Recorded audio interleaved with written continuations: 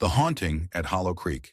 The old Hollow Creek manor stood at the edge of town, its silhouette stark against the evening sky. For years it had been the subject of local legends, whispers of ghosts and strange occurrences that kept most people away. But for Claire and her friends, Alex and Jamie, it was the perfect place for a night of adventure. "Are you sure about this?"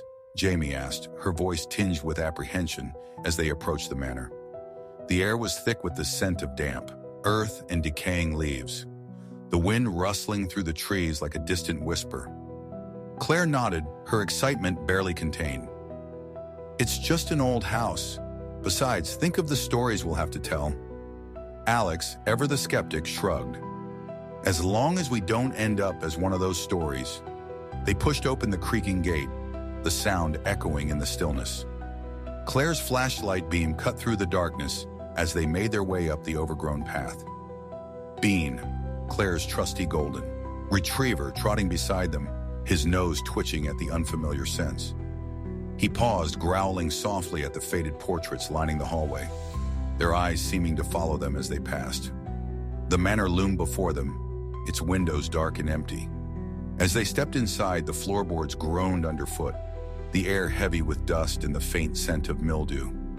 Shadows danced along the walls, cast by the flickering light of their flashlights. "Let's check out the library," Claire suggested, leading the way down a narrow hallway. The library was a grand room, its shelves filled with dusty tomes and forgotten relics. A large fireplace dominated one wall, the hearth cold and empty. As they explored, Bean sniffed around, his ears perked and alert.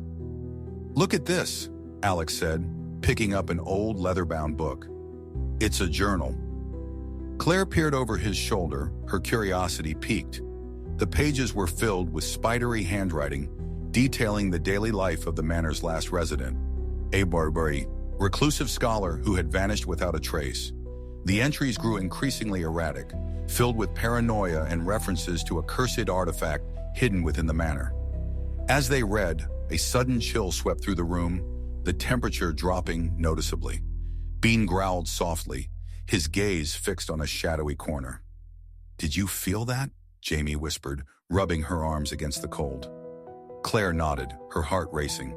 Maybe it's just a draft. But as they continued to explore, the sense of unease grew. Strange noises echoed through the halls, a distant thud, the creak of a door, the soft murmur of voices just out of reach. "Let's check upstairs," Claire suggested, trying to keep her voice steady. They climbed the grand staircase, the steps creaking ominously beneath their feet. The upper floor was a maze of corridors and rooms, each one more dilapidated than the last. As they explored, Bean suddenly stopped, his body tense, a low growl rumbling in his throat. "What's wrong, boy?" Claire asked, her voice barely a whisper. Bean's gaze was fixed on a door at the end of the hall, slightly ajar. Claire's pulse quickened as she approached, her flashlight beam revealing a dusty bedroom, the furniture covered in white sheets. As they stepped inside, the door slammed shut behind them. Darkness swallowed them. Jamie's flashlight trembled in her grip. Bean's bark pierced the silence. "Okay, that was creepy," Alex said, his bravado faltering. Claire's heart pounded in her chest as she tried the door, but it wouldn't budge. "We're locked in," she said, her voice tinged with panic. Bean barked, his eyes fixed on the window. Claire followed his gaze, her breath catching as she saw a figure standing outside, watching them with an intensity that sent a shiver down her spine. "Who is that?" Jamie asked, her voice trembling. "I don't know," Claire replied, her mind racing, "but we need to get out of here." They searched the room for another way out, finally finding a small door that led to a narrow staircase. As they descended, the air grew warmer, the oppressive feeling lifting with each step. They emerged in the kitchen, the familiar scent of dust and decay greeting them. The figure was gone, the manor silent once more. As they made their way back to the car, Claire reflected on the night's events. The manor, with its shadows and secrets, had tested their courage and their friendship, but it had also taught them that some mysteries were best left unsolved. She recalled a final entry in the journal. "Some doors should never be opened." As they drove away, Bean resting his head on Claire's lap, She glanced in the rearview mirror. For a moment, she thought she saw the figure standing in the manor's silhouette, watching them leave. Or was it just her imagination? And as they left Hollow Creek behind, Claire knew they'd have a story to tell. One of the ghosts, friendship, and the loyal dog who had kept them safe. The echoes of the past. The small town of Willow Springs was known for its picturesque landscapes and quiet charm. But beneath its serene exterior lay a history steeped in mystery, centered around the old railway station that had been abandoned for decades. For years, locals whispered about the station's haunted past, tales of ghostly apparitions and strange sounds that echoed through the night. For Sam and his friends, Lily and Ben, the station was the perfect place for a night of exploration. They had heard the stories and were eager to uncover the truth for themselves. "Are you sure this is a good idea?" Lily asked, her voice tinged with apprehension as they approached the station. The air was crisp, the scent of pine mingling with the faint smell of rust and decay. Sam nodded, his excitement barely contained. "It's just an old station. Besides, think of the stories we'll have to tell." Ben, ever the skeptic, shrugged. "As long as we don't end up as one of those stories." They pushed open the rusted gate, the sound echoing in the stillness. Sam's flashlight beam cut through the darkness as they made their way along the overgrown tracks. Max, Sam's loyal German shepherd, trotting beside them, his ears perked and alert. The station loomed before them, its windows dark and empty. As they stepped inside, the floorboards creaked underfoot, the air heavy with dust and the faint scent of mildew. Shadows danced along the walls, cast by the flickering light of their flashlights. "Let's check out the waiting room," Sam suggested, leading the way down a narrow hallway. The walls were lined with faded posters, their edges curling with age. The waiting room was a grand space, its benches covered in dust and cobwebs. A large clock hung on the wall, its hands frozen in time. As they explored, Max sniffed around, his nose twitching at the unfamiliar scents. "Look at this," Ben said, picking up an old leather-bound ledger. "It's a record of the station's last days." Sam peered over his shoulder, his curiosity piqued. The pages were filled with spidery handwriting, detailing the daily operations of the station. But as they read, the entries grew increasingly erratic, filled with references to strange occurrences and unexplained disappearances. As they read, a sudden chill swept through the room, the temperature dropping noticeably. Max growled softly, his gaze fixed on a shadowy corner. "Did you feel that?" Lily whispered, rubbing her arms against the cold. Sam nodded, his heart racing. Maybe it's just a draft.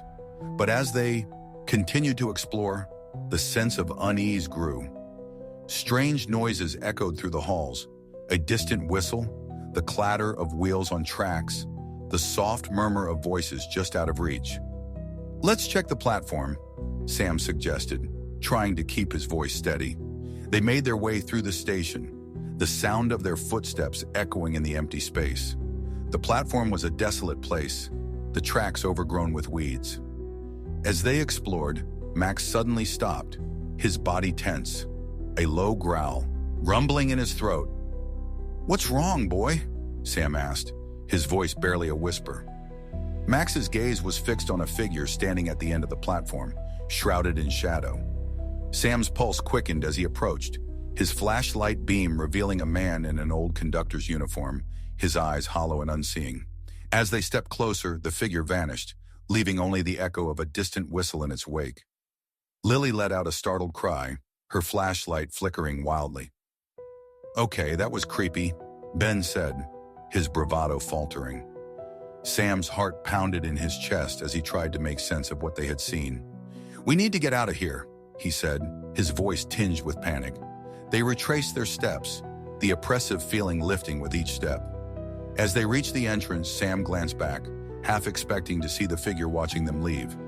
As they made their way back to the car, Sam reflected on the night's events. The station, with its echoes of the past, had tested their courage and their friendship. But it had also taught them that some mysteries were best left unsolved. And as they drove away, Max resting his head on Sam's lap, he knew they'd have a story to tell. One of the ghosts, friendship, and the loyal dog who had kept them safe. Shadows in the alley. The city was alive with the hum of nightlife as Lily and her friends, Max and Jenna, made their way through the bustling streets. It was a warm spring evening, and they had plans to explore the hidden gems of the downtown area, starting with a new speakeasy that Max had discovered. Bean, Max's loyal Labrador, trotted beside him, his leash slack in the bustling streets. "This place is supposed to be amazing," Max said, leading the way. "It's got that old-school vibe, like stepping back in time." Lily smiled, her excitement growing. She loved the energy of the city, the way it seemed to pulse with life. As they walked, the scent of street food mingled with the cool night air, and the distant sound of music drifted from open windows. They turned down a narrow alley, the entrance to the speakeasy just ahead. The alley was dimly lit, the shadows deep and shifting. Lily felt a shiver of anticipation as they approached the door, a heavy wooden slab with a small barred window. Max knocked, and a moment later, the window slid open. A pair of eyes peered out, scrutinizing them before the door creaked open, revealing a staircase leading down into the basement. Inside, the speakeasy was everything Max had promised. The room was dimly lit, with vintage decor and a jazz band playing softly in the corner. They found a table near the back, the atmosphere intimate and inviting. As they settled in, Lily noticed a man at the bar tracking their every move, his gaze sharp as a blade. He was tall, with dark hair and a sharp suit, his eyes intense and unwavering. She felt a flicker of unease but brushed it off, focusing on the conversation with her friends. The night wore on, the drinks flowing and laughter filling the air. But every time Lily glanced toward the bar, the man was still there, his eyes fixed on her. She tried to ignore it, but the feeling of being watched was hard to shake. "Do you know that guy?" Jenna asked, following Lily's gaze. Lily shook her head. "No, but he's been staring at us all night." Max turned to look, his expression darkening. "Creepy. Want me to say something?" Lily hesitated, then nodded. "Yeah, maybe just ask him to back off." Max stood, making his way to the bar. Bar Bean, sensing the tension, growled softly, his hackles raised. Max spoke to the man, their conversation brief but tense. The man nodded, his expression unreadable, before turning away. "All good," Max said, returning to the table. "He said he didn't mean to make you uncomfortable." Lily tried to relax, but the unease lingered.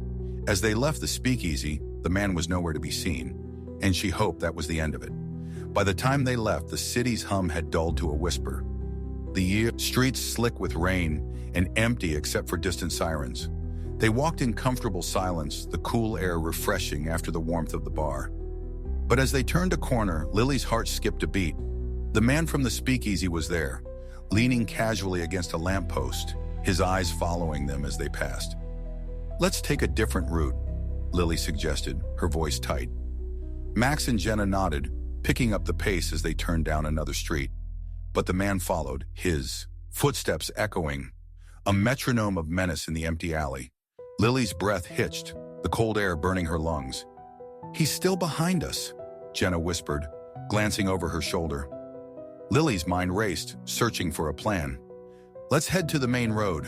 There'll be more people there." They broke into a run, the sound of their footsteps mingling with the man's steady pursuit. Bean lunged, barking furiously, buying them precious seconds to escape. As they reached the main road, the bright lights and bustling crowds offered a sense of safety. The man hesitated at the edge of the alley, his expression unreadable before he turned and disappeared into the shadows. Or was it just her imagination?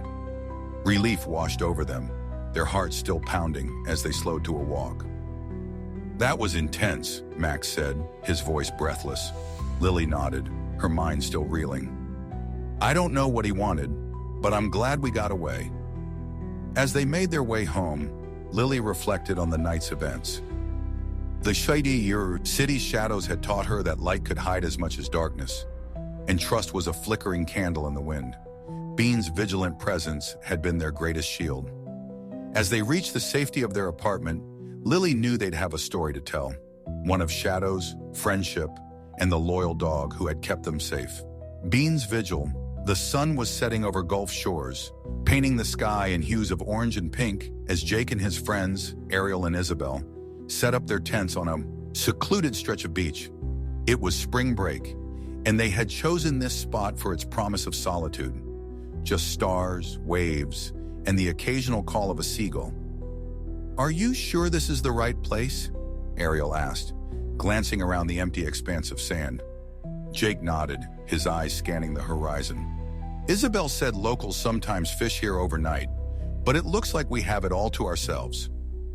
As they worked, Isabel noticed the remnants of an old fire pit and half-buried beer bottles. Despite signs of recent use, the place felt eerily abandoned. She shivered slightly, brushing off the unease.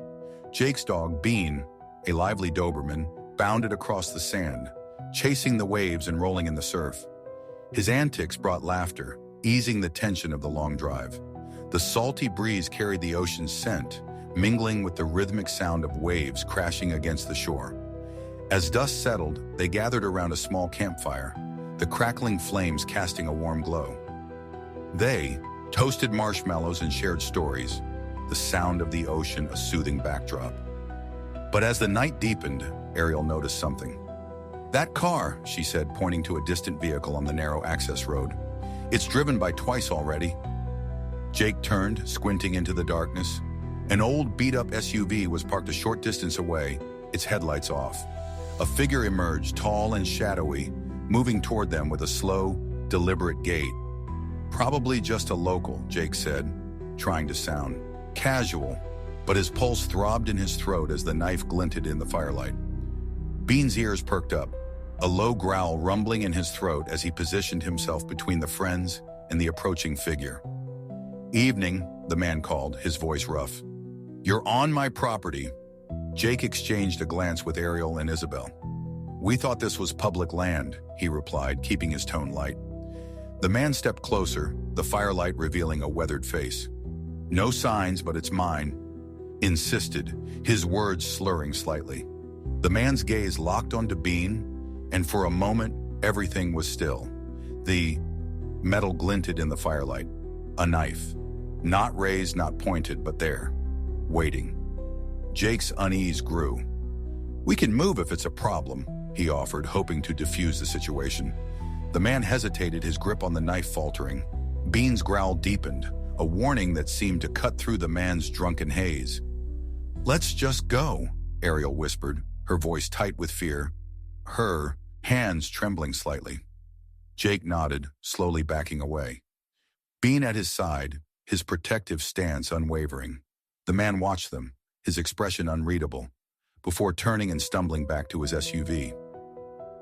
As the vehicle drove off, its taillights disappearing into the night, the friends exhaled, the tension breaking like a wave. "That was intense," Isabel said, her voice shaky. Jake nodded, his heart still racing. "Let's pack up and head back to the car. I don't want to be here if he comes back." They quickly gathered their things, Bean staying close, his eyes scanning the darkness. As they walked back to the parking lot, the moonlight casting long shadows on the sand, Jake couldn't shake the feeling of being watched. When they reached the car, Bean sniffed at the front tire, then growled low and deep. Jake knelt down, his stomach tightening as his fingers brushed against shredded rubber. His breath caught. "No," he whispered. "No way. Looks like he didn't want us leaving," Ariel said, her voice barely a whisper. Jake pulled out his phone and dialed 911. As they waited for help, Bean sat beside him, his presence a comforting reminder of their narrow escape. The police arrived quickly, their lights flashing in the darkness. They took statements, their faces grim as they surveyed the damage. "You're lucky your dog was with you," one officer said, nodding at Bean. "Could have been a lot worse. And just so you know, this is public land." As they drove away, the SUV towed behind. A police cruiser, Jake glanced back at the beach, the waves crashing against the shore.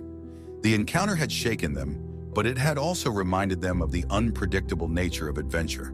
And as they headed back to the safety of the city, Jake knew they'd learned a valuable lesson, that solitude could hide dangers, but trust in each other and Bean's vigilant presence was their greatest shield. The Forgotten Cabin. The sun dipped below the horizon, casting long shadows across the dense forest. As Emily and her friends, Jake and Mia, trudged along the narrow trail. They had been hiking for hours, their backpacks heavy with supplies for a weekend getaway in the mountains. The air was crisp, filled with the scent of pine and the distant call of a lone owl. "Are you sure this is the right way?" Mia asked, glancing nervously at the map in Emily's hands. Emily nodded, though her confidence wavered. "The cabin should be just up ahead. It's supposed to be a hidden gem, remember?" Jake, ever the optimist, grinned. "Yeah, a hidden gem that hasn't been used in years. It'll be an adventure." As they continued, the forest grew denser, the trees closing in around them. The path became less distinct, and Emily's unease grew. Just as she was about to suggest turning back, they stumbled upon a clearing. In the center stood an old weathered cabin, its wooden walls covered in moss and ivy. A draft seeped through a crack in the corner, hinting at the cabin's age. "There it is," Jake exclaimed, rushing forward. "See? Your map skills are legendary." The cabin looked as though it had been forgotten by time, its windows dark and empty. Emily hesitated at the threshold, a chill running down her spine. Something about the place felt off, but she couldn't quite put her finger on it. "Come on, Em," Mia urged, already pushing the door open. "It's just for the weekend." Inside, the cabin was sparse but cozy, with a stone fireplace and a few pieces of rustic furniture. Dust and cobwebs clung to the corners, the hearth long untouched. Mia nudged open a cabinet, revealing empty shelves lined with rodent droppings. They set about unpacking, the tension from the hike slowly dissipating as they settled in.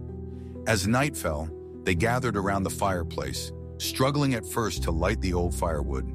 The flickering flames eventually cast dancing shadows on the walls. They laughed and shared stories, the warmth of the fire and the comfort of friendship easing their earlier apprehensions. But as the hours passed, a sense of unease crept back in. Emily couldn't shake the feeling that they were being watched. She glanced at the windows, half expecting to see a face peering in from the darkness. "Did you hear that?" Jake suddenly asked, his voice low. Mia paused, listening. "Hear what?" Emily strained her ears, and there it was, a faint rustling, like footsteps on dry leaves. Her heart skipped a beat. "Maybe it's just an animal," she suggested, though she didn't quite believe it. Jake stood, grabbing a flashlight. "I'll check it out," he said, hesitating for a moment. "You know, this is how horror movies start." Emily and Mia exchanged worried glances as Jake stepped outside. The wind howled through the trees, rustling the branches like unseen hands. A minute passed, then another. Inside, Emily clutched her blanket tighter. Then, Jake's startled shout rang out. Emily's heart leaped into her throat as she scrambled to her feet, Mia close behind. "What is it?" Emily called, her voice trembling. Jake's flashlight beam wavered. "Something's there," he whispered. Emily's breath hitched. The dark corner of the cabin seemed to shift, a shape pulling back into the shadows. A low scuffling sound, a thud. Then Jake exhaled sharply. "It's just a raccoon." The small, dusty figure scurried away, disappearing through the gap in the wall. Relief washed over them, followed by nervous laughter. "Guess we weren't alone after all," Mia said, shaking her head. As they settled back down, Emily couldn't help but smile. "Now,